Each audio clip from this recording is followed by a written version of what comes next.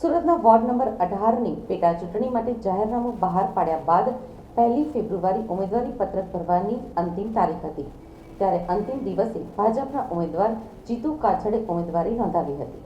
ભાજપ ઉમેદવાર જીતુ કાછડ ઉમરા party plot ખાતેથી rally લઈને નીકળ્યા હતા અને જિલ્લા કલેક્ટર કચેરી ખાતે પહોંચીને ઉમેદવારી ફોર્મ ભર્યું હતું.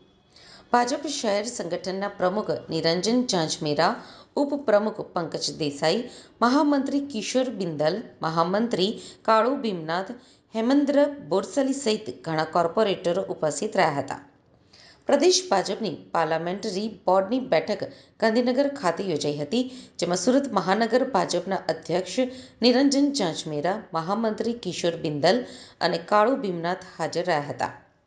આ બેઠક બાદ પાર્લામેન્ટરી બોર્ડ દ્વારા વોર્ડ નંબર 18ની પેટા ચૂંટણી માટે ભાજપના ઉમેદવાર તરીકે જીતુ કાછડિયાની પસંદગી કરવામાં આવી છે.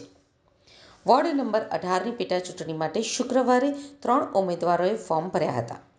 ચૂંટણી અધિકારી સમક્ષ અત્યાર સુધી 16 ફોર્મ લેવામાં આવ્યા છે, પરંતુ ફોર્મ ભરવાના પ્રક્રિયાનો અંતિમ દિવસ 1 ફેબ્રુઆરી હતી. ભાજપમાંથી ચૂંટણી લડવા માટે 22 ઉમેદવાર રેસમાં હતા, પરંતુ પાર્ટીએ જીતુ કાછડને અધિકૃત ઉમેદવાર તરીકે પસંદ કર્યા છે.